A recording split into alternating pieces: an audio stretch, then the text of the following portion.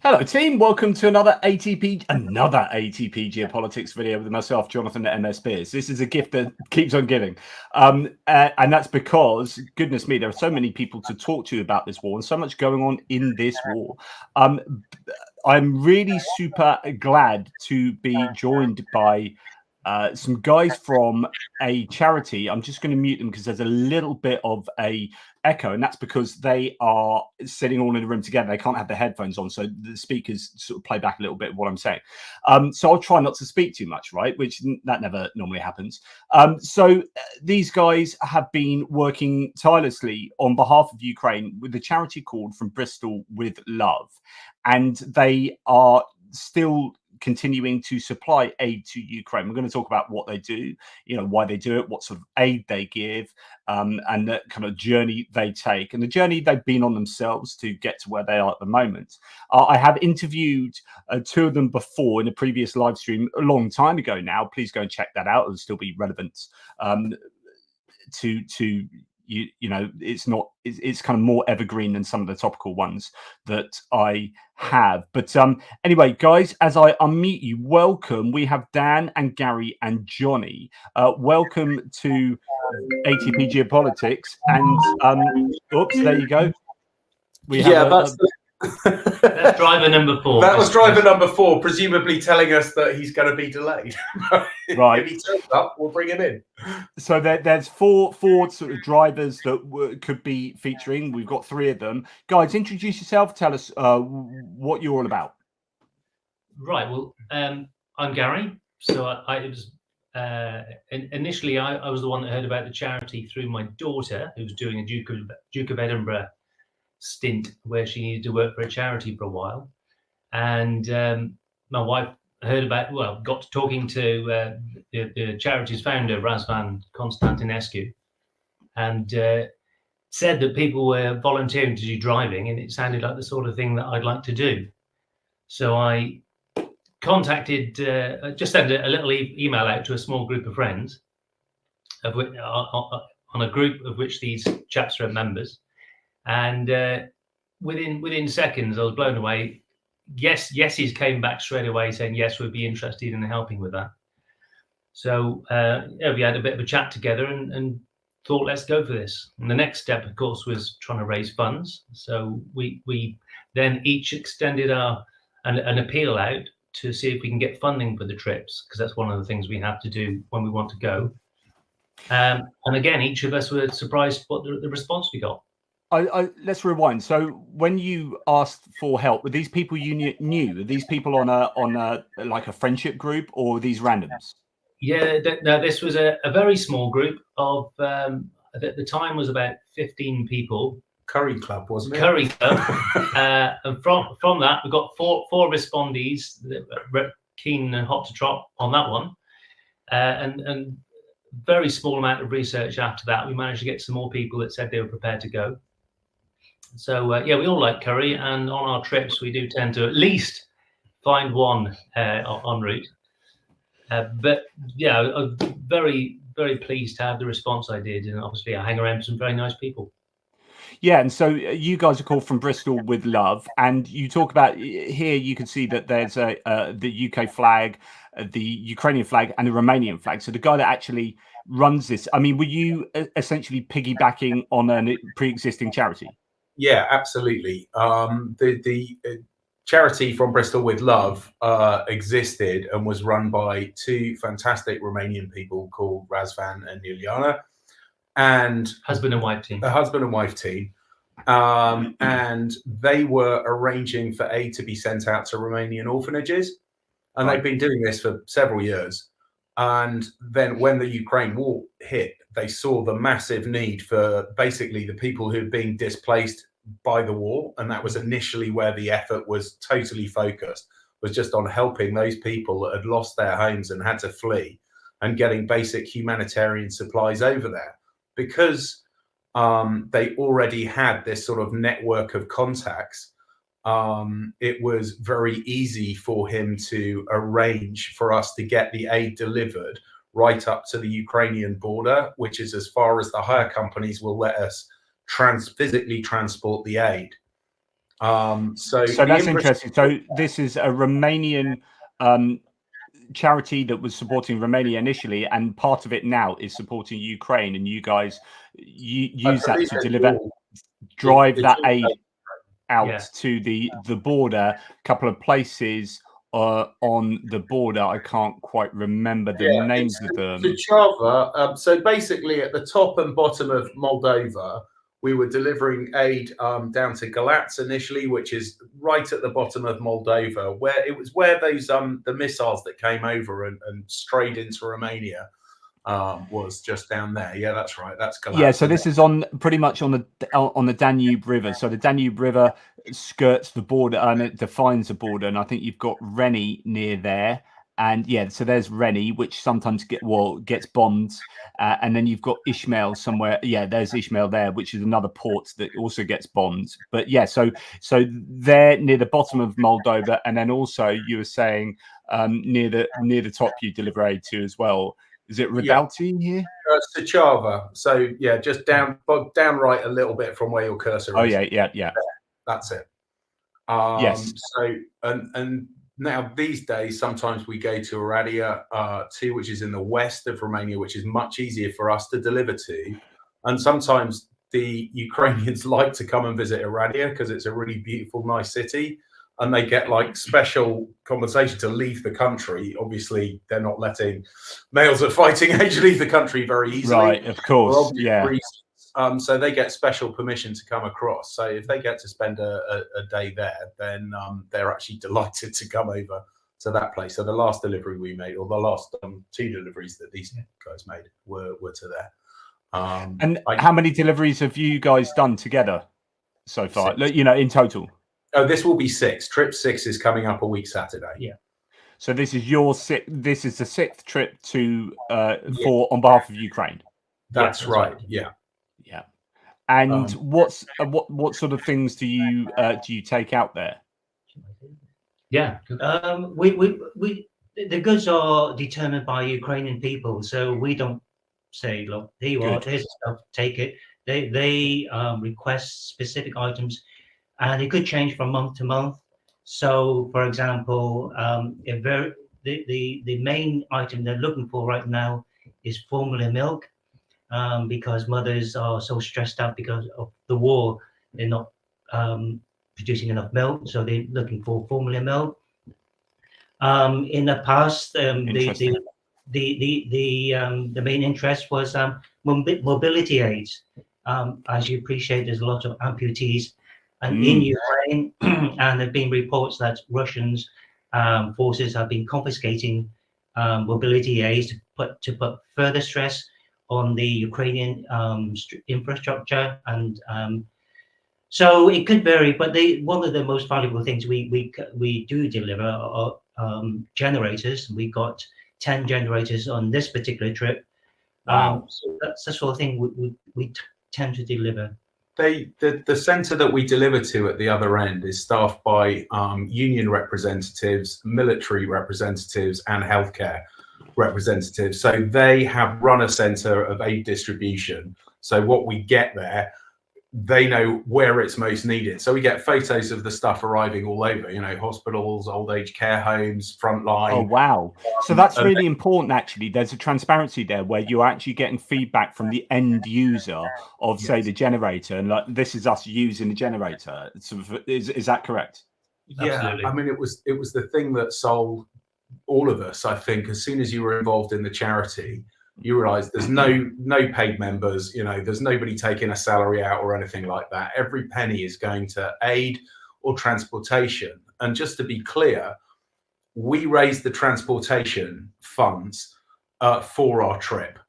So we're paying for our food and coffee or whatever, but you know, the hotels, the fuel, the van hire, the ferry crossings, these things are, you know, the vignettes you need for the motorways. All of that is sort of, we need to raise that before we can run a trip. And as you said, it was really easy on the first trip because everyone's like, yeah, we want to help Ukraine.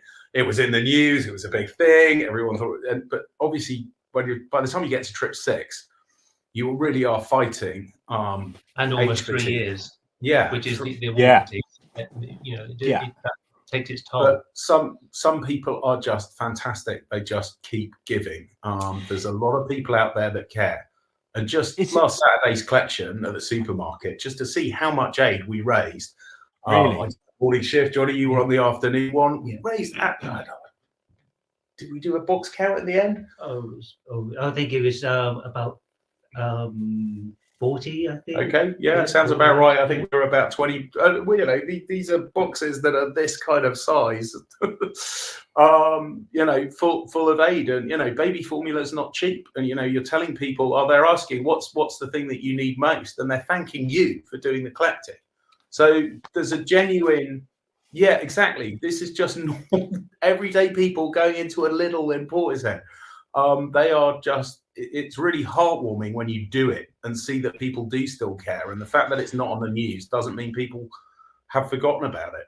That's brilliant, because, I do worry about war fatigue. It is a thing, and I'm still here, and amazingly, you're still here, as in a number of you.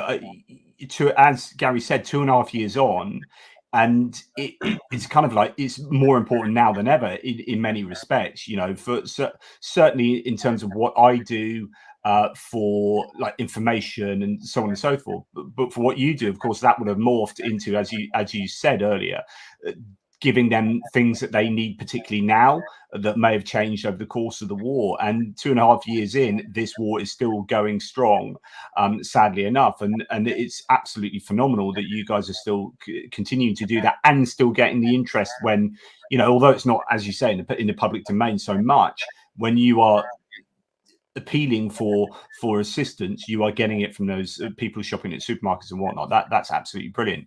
Have you still got the same kind of team delivering on board of people kind of generally kept up? Yeah, I would say so. People come and go from the charity sometimes, but generally there's a core group of hardcore volunteers that keep coming. But sometimes we get the Romanian refugees that are staying in the city of Bristol will come and help. Thank you, ex-Penguin. That's just fantastic. So to be clear, every penny that the charity gets goes into, ideally, we will buy aid out there and save the transportation costs. Because it's important to do. I remember a note on the last live stream that we did over a year ago, and someone went, this is a vanity project. And I can understand that reaction, because we're having to, spend all this money transporting all this aid over. But the point is, people will give if you're standing outside a supermarket. They will have a connection now. Okay, them and their kids have come and handed over this physical piece of good. If you're just asking for money, it's a lot harder. So we collect money too. The money goes to get the aid, buy the aid directly on the border, and that's the best thing to do. Give the charity money, buy the stuff that the Ukrainians say they need the most. But people are people. They like physically handing over something, being told, this bar of chocolate's going to arrive on the front line and, help someone. That's a real emotional connection. Yeah. And also, I think the efficiency of the van trip is also justified by the fact that Razvan and others have worked very hard behind the scenes to make some really good contacts with companies that provide and manufacture things like the generators.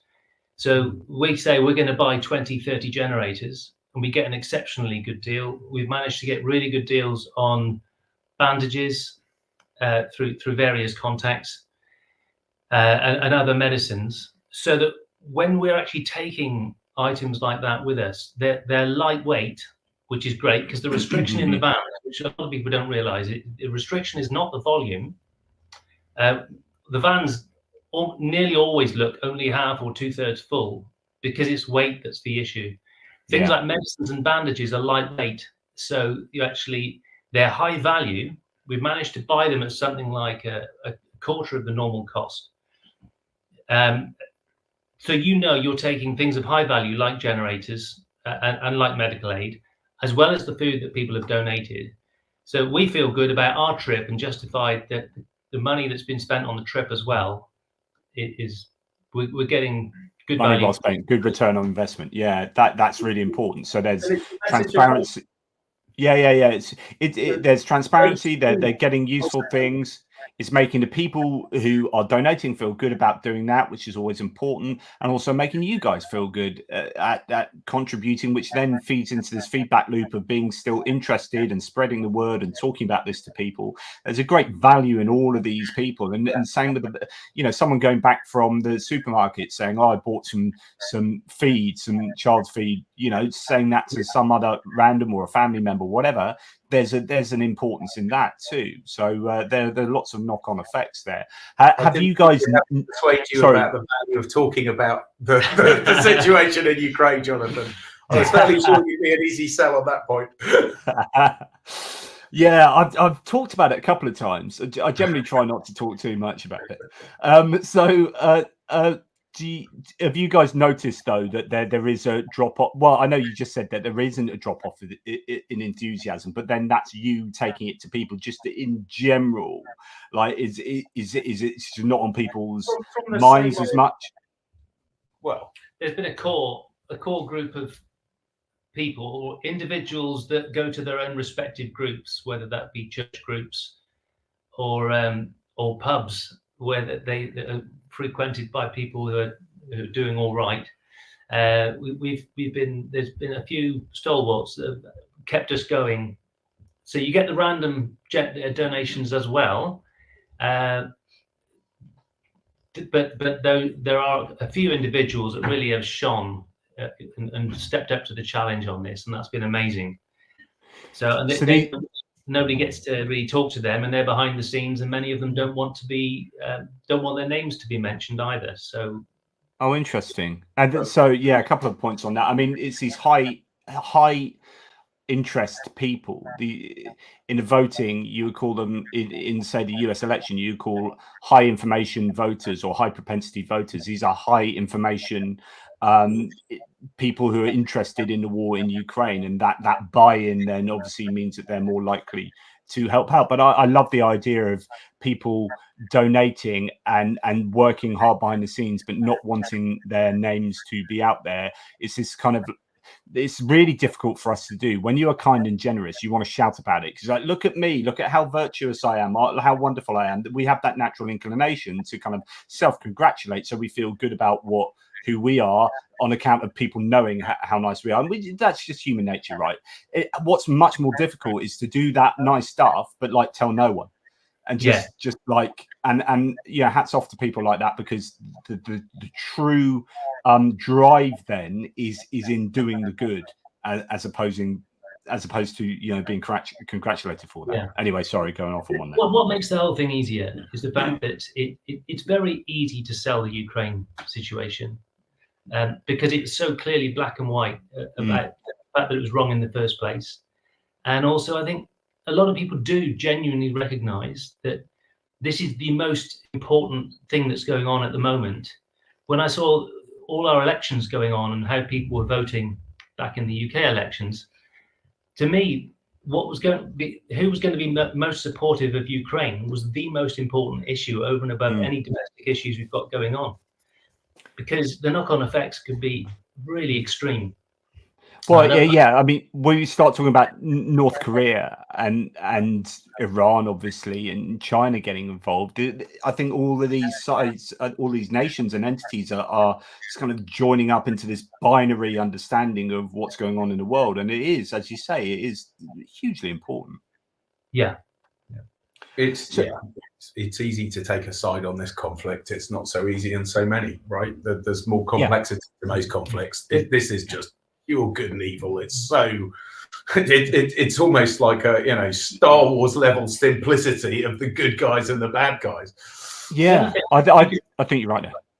I was thinking you can donate towards the Palestinian situation at the moment, but you could donate as much as you want, and it's just not going to get through as well. So there's really valuable causes and things that are going on there, but you don't know where it's going. Yeah, interesting. What I like about what we're doing here is that we have total transparency, and we physically get a video back oftentimes, or photographs. All right, it's in Ukrainian, but we have Ukrainian volunteers that can translate the messages of people saying that they're over the moon and really grateful for the generators or whatever it is they've got. And that's what's got me engaged, is knowing that the little bit that I can do is actually going to achieve something. If you buy a generator, like if you put in a few £100 and get one of the generators, you can, like, you know, sign the thing, put a little letter in it with it, and hand up to us in the van, knowing that the next time that comes off the van, you know, it's going to go into their van, and then boom, one more Yeah, that's brilliant. there where it needs to be. That's pretty powerful, right? That you know, from Bristol with love, there's a sticker, and you're like, well, this is from the so-and-so family. Wonderful gift, right? I sorry to interrupt. When Gary mentioned the charity to me, I wasn't too sure whether it was worthwhile, because initially I thought, like Dan said, that why didn't people give money? It'd be so more efficient, buy stuff with it, which they do. But as Dan said, people just give goods, and if they give goods, it has to be transported, and that's the reason why we're doing this. And on the very first trip, when we delivered the goods to Suceava, by the border, the gratitude from the Ukraine was so immense that it was heartwarming and emotional. And every time you deliver the same thing, I think there must be so many other charities and there's so many other governments donating goods as well, that every little bit helps. So that's why we're here. That's Have you? Every Yeah, of course. You know, we're not like the EU donating billions here. You know, it's typically a van or a delivery every month, often two. So, you know, we're getting a couple of tons of aid over there every month from a group of volunteers. So when you say you're doing, this is your sixth, that's you personally. There are more going all the time. Yeah. Oh, for sure. Yeah. So that's what I was asking earlier. How many in total have From Bristol with Love done? Well, there's not, if you count, there's not been a month go by when there hasn't been a what you call it, a delivery. Now, a delivery might be a £4,000 worth purchase of a few pallets worth of food locally, or it could be a van going across, and sometimes it's more than one van. So if you take 4,000 a month as a minimum, it's often a lot more than that. Every month since February, you know, the start of the war, we went that month. There was already, you know, we raised the van quickly and off it went. That was before when was our first one? March? April? Well, the charity website has all the stats on all the deliveries. Yeah, on the website you can see. Yeah, so here we go, deliveries, and then we go to September, obviously the last complete month, and then I think is it delivery like 70 something? I can't remember. It's not. Yeah, you click on the box, it'll come up and tell you. It is. It's just thinking a little bit about it first. Oh yeah. Well, there you go. Yes, delivery number 73. So there you go. That's the answer. And here we have some of the stuff that's been going out, and then a little bit of talk about exactly what was in that, etc., etc. So they'll be ordering what they want. We'll basically go, right, okay, here's £4,000 to spend on, and it's like a sort of for this country, like a Costco equivalent, you know, discount sort of warehouse place, and they'll put their order in for what they need, and that's when we can't get the van out.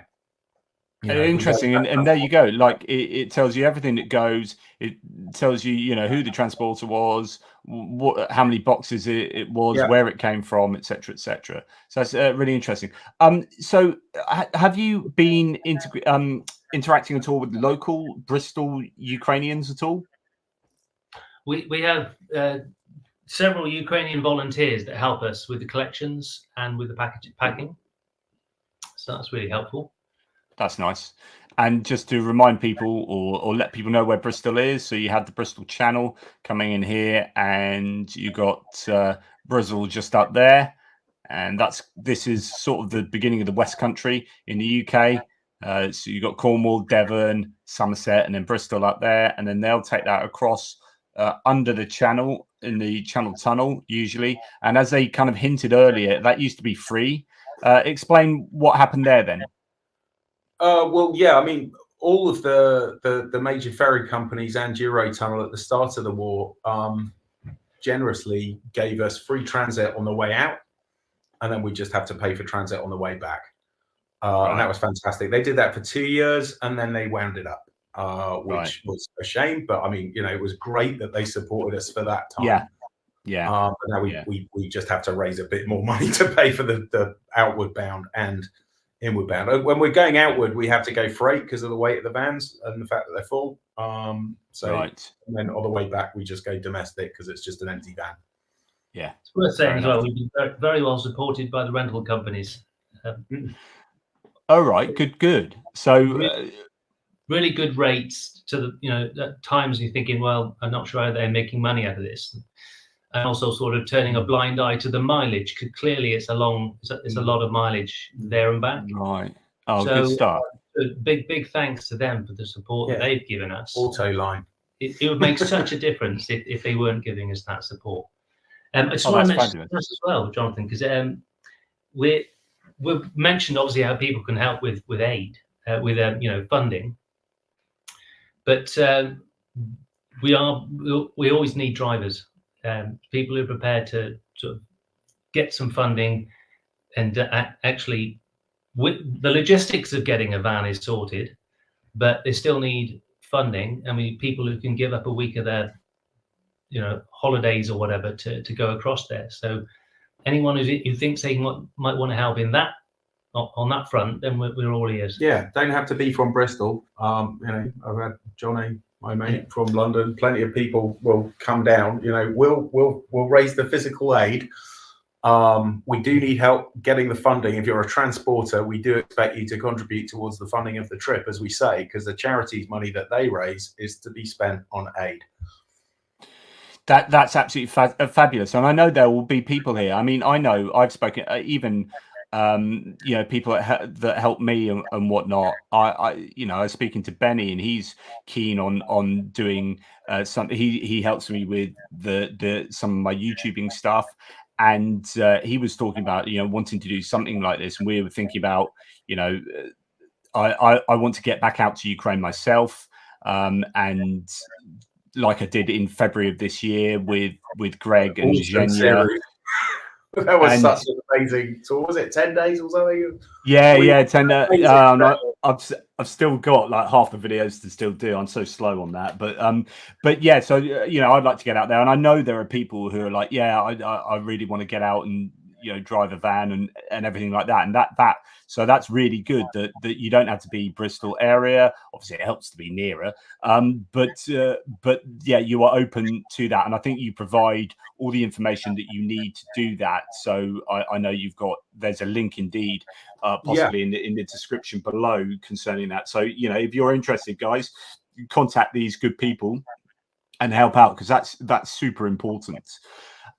One of the questions I was going to ask is concerning, and I guess this pertains to people you speak to in the UK. Have you noticed any disinformation creeping through about the war in Ukraine from people you speak to?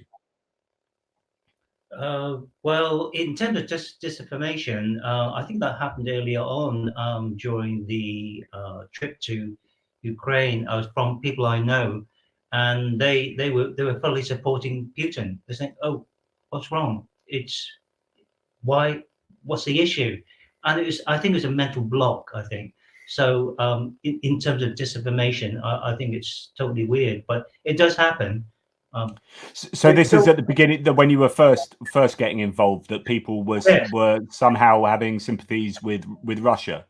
Precisely, and I tried to explain the situation, and there's a mental block. They just wouldn't listen.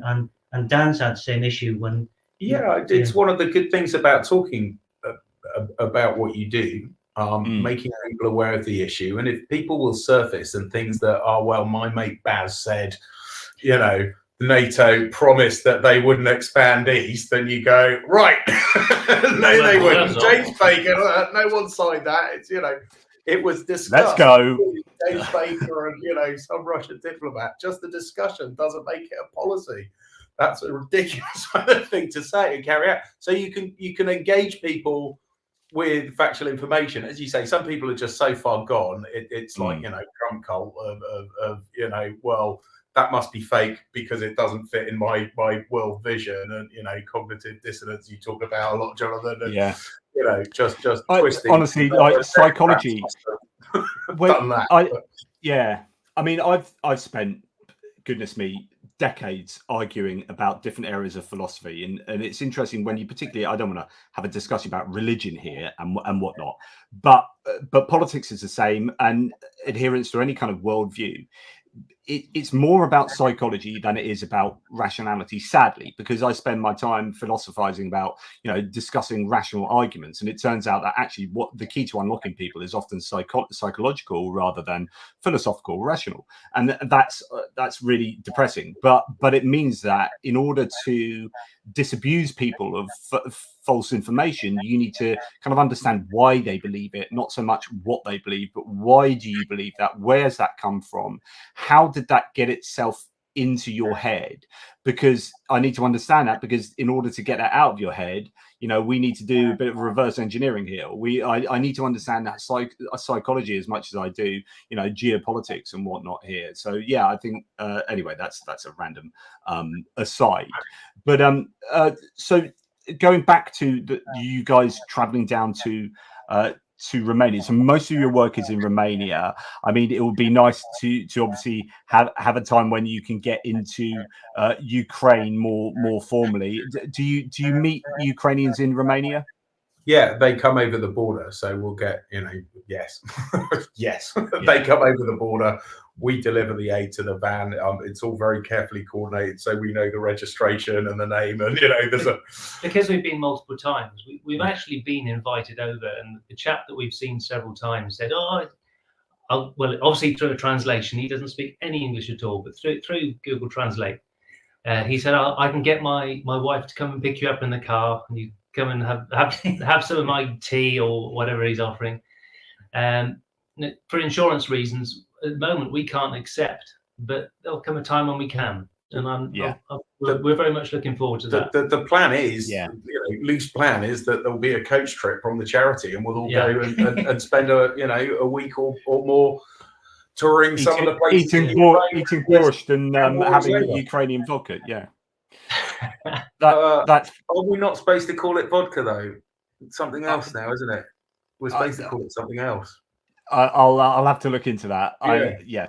Quite possibly. It's like there's a word rasputitsa, which is the Russian word for the weather, the spring and autumn rain turning into mud, and rasputitsa. I get into trouble for using that because actually the Ukrainian word has got all these Z's and H's, and I'm like, oh really? Okay. Well, yeah, I can remember sort of bristling when the news first started reporting about Kyiv, and I was like, well, Ray Brannigan, it's been Kyiv forever. Why is it Kyiv? It's Kiev. Like I have chickens in Kiev. Got it, not a problem. Yeah. But yeah, we. So what? Yeah, what's interesting is I had a segment on this previously that some supermarkets have started calling chicken Kyivs actually, which is kind of cool. I like that. Excellent. I like that. Yeah. Horilka or Horilka. Yeah. It's not. Oh, someone says it's not vodka. It's Horilka. Horilka is Ukrainian. Yeah, excellent. Thank you very much. Always happy to corrections more often. It gets you some super message things. Yeah, absolutely, brilliant. Look, actually, that's Stephen Bendown. By the way, for those watching, Stephen is he's Norwegian. I've interviewed him before. Go and check that out on the lives. He's in Kyiv at the moment, and we're going to have just a quick catch up tomorrow. Tomorrow early afternoon UK time. So if anyone's around, myself and Stephen will be talking about sort of what's going on down on the ground from his point of view as someone who is visiting. He's married to a Ukrainian, so they're over there at the moment. So how do you guys feel about the war in general at the moment? Let's move on to sort of a little bit of discussion of the kind of geopolitics or the military aspects. What are your views? How have they changed over time? Depressing, I think. It's covered. It's depressing. Depressing. I can't fathom why Putin is persevering with this absurd war on Ukraine. It's not achieving anything. At least I can't see it. According to the news, they have made increments into the Ukrainian land. It's just a big land grab, as far as I can see. All I can see is just almost stalemate. So something has to give. I really hope and pray it does. Yeah, yeah. I'm raging mad, but Gary, you go first. Well, I think it's a shame that I understand why the situation in Gaza is getting so much media coverage, because there's a lot of dynamism in it. The situation is changing; they're moving all over the place. And when you look at Ukraine, to the untrained eye, it's easy to say, "Oh, nothing much is changing," except it's still 1,000 people per side dying, and it deserves a lot more attention. It is madness that it's being perpetuated the way it is. Yeah, it shouldn't be perpetuated, should it? We should be giving them the tools to do the job they need to do. Yeah, I think I don't understand why we're hiding behind the Americans yet again. Surely we should be able to make our own decisions. And the right thing to do is to, with Europe's support, there are enough European countries, I think, that would jump on with us, like Estonia, that just do something. This is not acceptable to stand back like we are. Let them hit airfields in Russia that are launching attacks. I mean, it's basic, isn't it? I mean, you say these things, John. I mean, preaching to the choir here, aren't we, when we've got this audience? And I can sing. We watch you regularly, but yeah, I'm totally signed up. I mean, if I could, I'd be driving artillery shells over there. Is my, it's just appalling what's going on, and it's pathetic, absolutely pathetic of the Biden administration to not unlock and stop restraining the Ukrainian response when Russia are launching glide bombs and leveling cities, and we see these atrocities certainly weekly. When schools are hit and hospitals and old age pensioners' homes, I mean, it's awful. And they can't strike back because of the rules that we put in place, because we're worried about escalation. North Korean troops turning up. What's that? So, yeah, some of the drone footage in places like Touretsk, and we've seen this Bakhmut. I mean, goodness, you can go back to Popasna. All these cities or towns that have been utterly destroyed. There needs to be more drone footage of the sheer destruction and shown on TV. There needs to be some of that raw imagery that we used to see at the beginning of the war that now, I guess everyone's normalized to it, but actually we need some fresh reminders. And it sounds horrible, but we need some fresh reminders of the horrors of the war. Like, for example, the execution of the Ukrainian troops the other day, that is happening continually. It's systematic. That's the sort of thing that needs to be like a big item on national news, on TV news, so that people are reminded who the bad guys are. This simple, like, the Ukrainians are not doing this. The Russians are doing this. It's systematic. We can talk about beheading. We can talk about rape. We can talk about murder. It is all happening. And here is video evidence to testify to this. And we need to remind ourselves too often, unfortunately, that the bad guys are them. They are the bad guys, and we need to be doing everything we can to make sure the bad guys don't win. It's simple stuff. It is, as Gary said earlier, it is a very simple war. Yeah, I know people can complain about NATO expansionism, and you can have all these intricate arguments, but they don't cut the mustard. It is a very simple war, and there are good guys and bad guys, generally speaking, and we need to be supporting, not just for, sorry for banging on here, but not just for the sake of morality and what is good in a pure kind of good guys, bad guys situation, but strategically for us, the UK, the EU, Europe at large, and the US, our strategic objectives are definitely, absolutely in line with Ukraine prevailing against Russia here. So yeah, I absolutely agree, Daniel. We chatted about the Budapest Memorandum last time, and our obligation to help and defend Ukraine and Russia and France and America, and it's not being fulfilled. They're supplying weapons and aid at a rate which perpetuates this war and makes it grind on, and that may be in the US strategic interest. This is a bit of a conspiracy theory, right? But it seems that they're just, they're grinding down Russia, because we you see the attrition rates on all the weapons bases and just the sheer horrific numbers of Russian people dying, as well as Ukrainians. Is that the strategic interest? The most humanitarian thing to do is to stop this as quickly as possible. We must win. It's the only just result. So you hit the bully as hard as you can in the face. This escalation stuff with nuclear, it's nonsense. Mutually assured destruction is the whole argument that we used to get about having nuclear weapons. They won't fire them because we've got them too. We have to win this conventionally and give them everything that they need to do so. It's the most simple way of saving the most lives. Get it over quick, win it fast. Absolutely agree. And I think I spoke a little bit about this morning. I think the US elections have an awful lot to answer for, and it's just poor timing. But of course, for 2.5 years, it's going to have to, you say poor timing, it'll be the same at any point along there. But just right now, I think the US elections probably explain quite a lot of not movement. So I think the Democrats in America are really scared of doing anything big to support Ukraine because it's become such a partisan issue. And then the other side, the Republicans, will use that against them. Oh, you're spending money here, you're doing this, right at a critical time when you need to get those swing voters there's already early voting now. So, people are literally voting now. So the next 3 weeks, you are not going to get any movement on Ukraine for the best will in the world. And I think... But what we're saying spans from 2.5 years. Yeah, of course.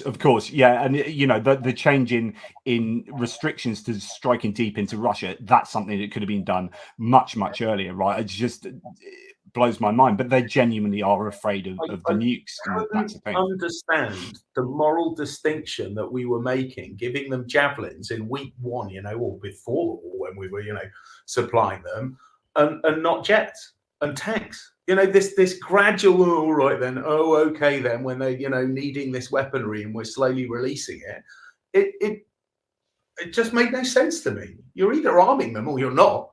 There's two moral positions you could take here. They're like, they should win. We need to supply them whatever they got, or we're not going to get involved. We're just going to appease Putin and be pacifists that will eventually be rolled over by the, Soviet machine. Yeah, absolutely agree. And the other thing, if I was the Americans or the I think the British and French are fine with Storm Shadows being used. I think this is genuinely an American thing that's going on. But if I was the Americans, I'd just be like, dudes, you've just told us that, and you've written it into your constitution, that Zaporizhia, Kherson, Luhansk, Donetsk, and Crimea are Russia. Right. And at the moment, we're allowing Storm Shadows to be used in all of those places without a problem. And so therefore, Bryansk and Kursk and Belgorod is just part of Russia. You've told us that's part of Russia, and you haven't sent the nukes in with the Storm Shadows being used to hit Crimea. So there's no difference. And this is your words, Russia. This isn't these are your claims. You claim that's Russia. There you go. So, I think the arguments are simple. Who's crossing red lines? The guy who invaded Ukraine. Yeah, like I said, mad when you asked me that question. The red line's the border. Yeah. Exactly. So rant. Oh, my goodness, I could rant. What other... So going back to the work you guys have been doing in taking your stuff to Ukraine, have you noticed, do you get to speak to anyone on the way there, like say on the ferry or on the Channel Tunnel or at petrol stations, any kind of conversation you have with people? Do you ever get any decent feedback from people knowing what you're doing? Only in guest houses, really, when we stop over. In fact, the one place we stayed at was there was where was the Black Forest Russian lady? Is that the one you're thinking of? No, the husband was Russian. Oh, okay, yeah. And she was from a place beginning with B. Can't think, but anyway, that area, and you do talk to them obviously about. We're not going to just think don't mention the war, but generally speaking, they just say we just want the killing to stop, and that's as most people just say the same thing. They just want the killing to stop. They try not to keep take sides. But so did that include? So you met someone with a Russian husband then? Yeah. He kind of just stayed in the background. She did all the talking. But Fair yeah, enough. they're perfectly erudite, and they took the pacifist approach. As I said, I think that's a perfectly reasonable moral position to take. But it's one or the other. This halfway house is because I mean most people we're not anti-Russian. We're anti their actions, but you can't blame people if they're lied to. If they're kept in the dark. The Russians aren't evil. They're just being utterly lied to, and they're the ones paying the price. Well, there's also a lot of Russians who are jailed just saying the word war. Yeah, I mean, when you're it was on the news recently about this poor guy who was in prison because his daughter drew a picture of anti-war picture of Ukraine, and they heartbreaking. him. I was atrocious. Yeah. So in that environment, most people wouldn't speak up because how can you? It'd be lovely to find a way of putting some kind of conduit in place, bypassing all the restrictions because they're so tight on all their IT infrastructure, etc. That just anything you can do to get the word out there has got to be a good thing. Yeah, funnily enough, I've just done I haven't released it actually, my geopolitics video where I talk about exactly this. This is super important, and I've mentioned this on a number of my videos. Goodness me, I probably mentioned every idea known to humanity with the amount of bloody videos I've done in the last 2.5 years. But anyway, like this idea that you were just talking about, but all three of you really, that trying to differentiate or trying to tease apart what's going on with the Russians themselves as citizens, and moral blame. It's very difficult because you just kind of want to give blanket blame to all of Russia and the same to the soldiers. The soldiers doing horrific things, but this is where I don't want to get too deeply philosophical here. But it's all about understanding why people do what they do, and it's the understanding that those soldiers, as horrific as they are in what they do, and as much as they are perpetrators, are themselves also victims, and they're victims to their background of being completely brainwashed and manipulated by the state, by Kremlin and by Putin. And so it's trying to understand that to then be able to think, well, how do we, after the end of this war, how do you unpick that? How do you unpick that if Putin remains in place? Well, you can't. It's like he has ultimate control, and you can't very easily. He's closing it down more and more. But if there's a regime change, and how do you go about trying to change? Like they put education things in place to continue brainwashing and nationalistically brainwashing and revising the history of their own nation, their children. And then so this is not just a geographical thing, this is a generational thing that will take so much effort to unpick over time, and that's given a change of regime. Anyway, yeah, absolutely. They're changing the way history is taught. You won't see anything about Lend-Lease being a reason that they were able to survive the German onslaught in the Second World War. It's all, we did it. It was all down to us. Well, actually, hang on, look at the number of Ukrainians that were fighting in the Soviet army. All of this stuff just rewritten. You're right. It's an incredibly difficult situation. But right now, that's not the problem. The problem is stopping them right now and getting them out of Ukraine. And then after that, you can start to look at how you might deal with that problem. But if it comes down to being another Cold War, we've got to defend our Western liberal democracies because they will need defending against these tyrants that are out there. Let's just hope we don't get another one over in America.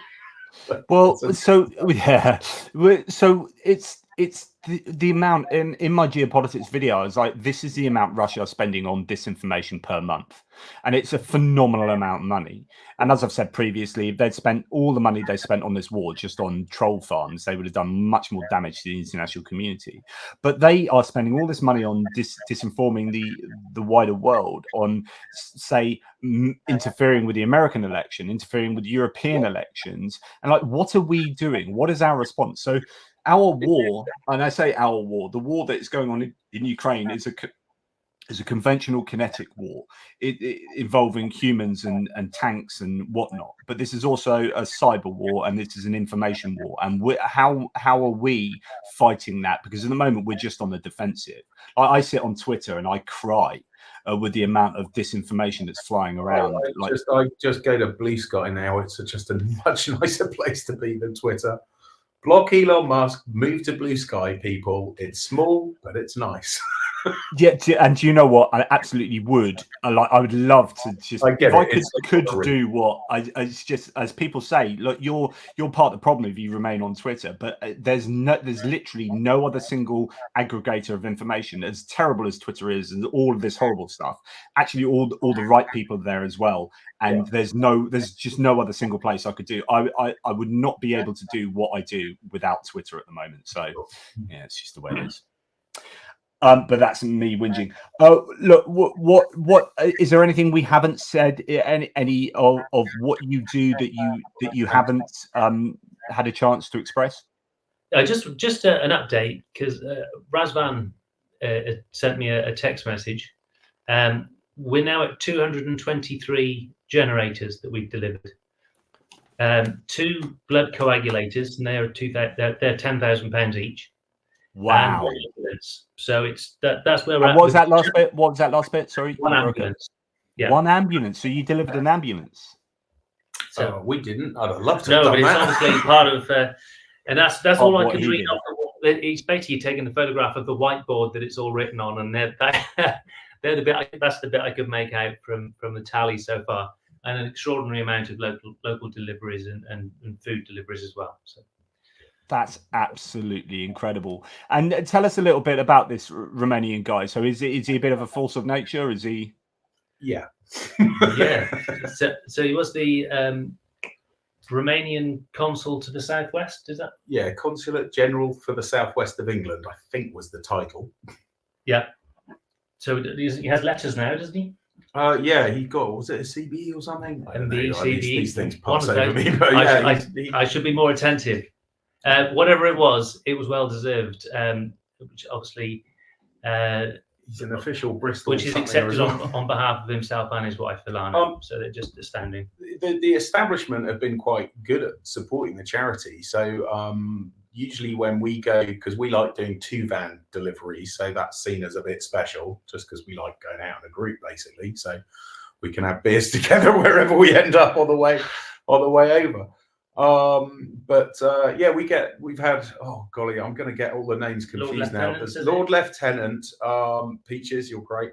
The Lord Mayor and High Sheriff. the High Sheriff. Yeah, all three have been fantastic. They'll turn up. The High Sheriff ran a massive campaign and got, I think it was like 15 or 20 generators. I'm going to get the numbers wrong, I shouldn't say, but they've all, the local dignitaries around Bristol have been absolutely fantastic and very supportive indeed. Other councillors, Brenda Massey, Yeah, I mean, has amazing, worked tirelessly to make sure that we've always had somewhere to work from. We don't even get charged for the premises we're in. We have to fix the roof, but it's that's as far as it goes. So we've been well supported. I want to say that it was Bristol City Council that fully supported the charity. They provided the locations, so they pay all the utilities and power. That's brilliant. This is great. Yeah. Which is why we can say when if somebody chucked us £160 now, we can say that's got a generator over to Ukraine With your name. So it's as good as that. So is that how much a generator costs? That's really reasonable. Can't always get them for that. It depends how many we buy. And we've switched supplier a couple of times, but typically it's between that and 200. It will get somebody power. Together with what we can do is supply USB power banks with heated vests. And just one vest and one power bank charged up overnight can keep somebody warm all day.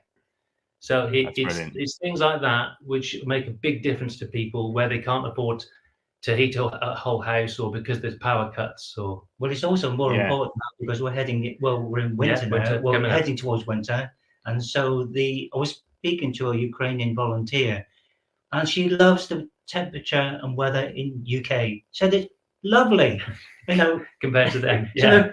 So the local people, they complain incessantly about the weather. It's a talking point. But she said it's beautiful because compared to Ukraine, it's a lot worse. So all the generators and all the supplies we provide that will keep them warm is so crucial now. That's brilliant. Yeah, really important because it is brutally cold in the winter. It seems to be, you know, a bit of extremes. It seems to get the seasons change very quickly. It appears in Ukraine. So you often hear people talking about how the temperature just suddenly drops. Rather in the UK, we're all very gradual and it's very temperate. But there, it's a little bit more extreme. But yeah, that's fantastic that can happen. And remember, guys, that the links are in the description below. You just search out From Bristol with Love. They've got a Facebook page of as well. So it's and of course, to remind viewers, if you live at least somewhat locally to Bristol, West Country, maybe Midlands, then you can be a driver as well and help out with those trips to. I'd say from anywhere. I mean, all you've got to do is get a National Express bus down to Bristol. I'll pick you up. We go to the centre, get in the van, and off we go. And then that's your return trip. But you know, that's how my mate Johnny did it. I dropped him off on the M25 on the way back and took the van back myself. We can make it work. If you can raise funds and drive, we will make it work. It's an amazing experience. So all I can say, if you want an amazing experience and help other people, this is your chance. Should just clarify, it's 25 years and older. I think that's partly an insurance. Damn, because I was going to offer myself. Damn. Insurance stipulation. Yeah. Yeah, you might be too young, Jonathan. Yeah, I'm just my. It was a tough paper round. Yes, fantastic. Well, look, I would really. I'm going to be donating today. I'll do that from the car when dropping my son off at football. Oh yeah, good luck with the footy. And then I'll just sit in the car and pretend I'm watching him, but donate to you guys. So you please, guys, help these lads out. They are good people. And you know, as mentioned here by Terracon, get on, lads. It's great to see how local communities come together and support Ukraine. Absolutely is. Really, really good stuff. Always lots going on in Bristol to support those less fortunate. It's a great city. I almost mentioned that earlier when you talked about the council and whatnot, because Bristol, for those who don't know, it is quite an interesting area. It's one of the few places that's got really prominent green councillor showings. Now, talked a little bit about Israel and Palestine, and there's probably quite a bit of pro-Palestinian sentiments in Bristol amongst some of the younger people and so on and so forth. And I always wonder whether there's kind of overlap or maybe a bit of this when people think in terms of like Israel and Palestine and Ukraine, and there's such two different conflicts that are going on that I hope people don't diss Ukraine on account of associating them with Israel somehow, or maybe see it in the other way. And so I don't know, what have you found in terms of the character of Bristol in terms of supporting Ukraine? I know you've already mentioned some. Anti-Fascist would sum it up. You know, when they came here and you know, when we had all those little riots kicking off over the summer, Bristol was the first place that just turned up in force, and you saw this sort of picture of about 7 or 8 of them just surrounded by all the people shouting anti-fascist slogans. They tried to get into the hotel. The people rushed over there and formed a ring of defense, and it was peacefully done. We just hate fascism here, and I'm proud to come from this, well, to have made this city my own for the last 30 years. Oh, they're not shy Bristolians. They're prepared to speak up, speak their mind. It's brilliant. Yeah, that's one of them speaking their minds now. Robbie was apologising. He got held up at the doctors and he didn't want to disturb. He said so. He said his apologies. That's our 4th driver. Hello, Robbie. Hello, Robbie. Yeah. Good on you, Robbie. And let's give Robbie some respect for actually, you know, getting off his backside, which is, I say, more than I do on a weekly basis. I do most of my existence on my backside. But yeah, for you guys, you're absolutely incredible. You know, Ian Morris here says, fantastic job, guys. And 15% of Ukraine's war effort comes from volunteers like you. So that's really, you. really lovely. And that is absolutely true. Okay, well, look, as we meander to the end, guys, and again, please do what you can to support From Bristol with Love, guys. I know there's already been Ex-Penguin 95 has said that they've contributed, so that's really, really kind. Is there any sort of final words, anything you'd like to say at all? I hope we don't hear again next year, but you know, the way it's going, we will be if we have to. Yeah, we're not backing down, Putin. Not happening. Yeah, and thank you for everything you've done as well, Jonathan. Yes, Yeah, great guy. Keeping us all informed. No worries, and you know, hats off to anyone that actually sits through everything I pump out on a daily basis. 1.5 times speed, guys. That's the trick. The trick. Do you know what? I can't listen to myself speak on normal. If I have to listen back to like see if I misspoke or said something or check something out, it's like 1.75 every time, and I get to a point where like everything is 1.75 or 2 times speed that I listen to, books or whatever.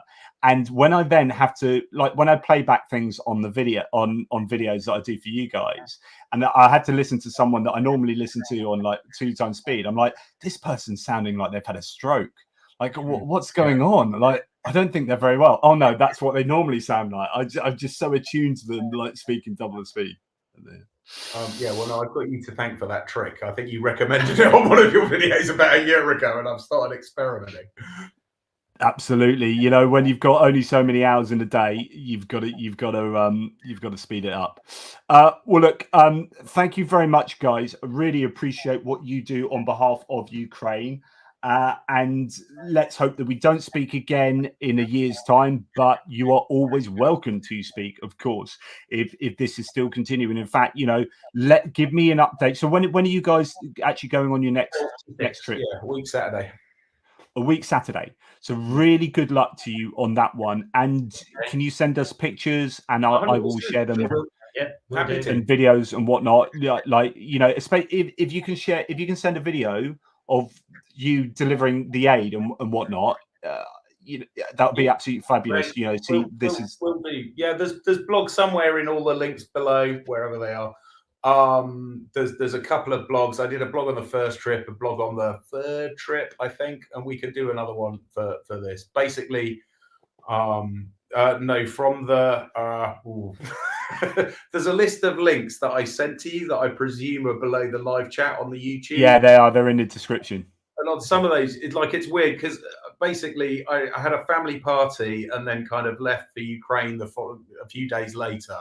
And I put all the photos together in the same thing. So that one half is just like my family party. And because they basically funded half a van or something between them, I then put the link of the videos and stuff of us delivering the aid. Do you sell From Bristol with Love t-shirts? That's like a great t-shirt. No, we get given these transporter ones when we're becoming a transporter, so that's people probably receiving their t-shirts, and then Razvan likes to stick stars on them for each trip we do. Which nice. Razvan, they fall off. The stars always fall off. Yeah, they do. Oh, that's a shame. That would be really nice. A bit like the World Cup football jersey and whatnot. So yeah, everybody go. Oh, look, there you go. Look, live chat with volunteers Daniel and Gary. Oh, that was last year's chat then. It did happen. That happened. It's real. Yeah. So anyway, thank you very much, by the way, to Richard Bennett, who always helps out on the streams. Thank you, Richard, for gifting 5 ATP Geopolitics memberships. It's really, really kind of you. Lots of live chat going on. Thank you for that. Thank you for you guys again. It really does mean a lot, I'm sure, to the people who are receiving that. And it's great that you get the video evidence of that happening as well often. And that's really, really important. Look, stay on the line. But in the meantime, take care of yourselves and best of luck on Saturday. And Slava Ukraini. Slava Ukraini. Yes. Heroem Slava. But yeah, glory to the heroes. Yes, yeah, indeed. Typically understated British weather. Yes, glory to the heroes, chaps. Look, really appreciate that. Take care, everybody. And live chat, thank you so much. And I will be back with another live chat tomorrow, a live chat on Friday with Jake Bro. It's all happening at the moment. Greg Terry's contacted me because he wants a live chat as well. So that's going to be happening. And then I think I've got another one in the pipeline. I'm still due to speak to Erland and Daniela from Tochnyi about Italian aid or lack thereof. So keep tuned, guys. In the meantime, take care. Toodle pips.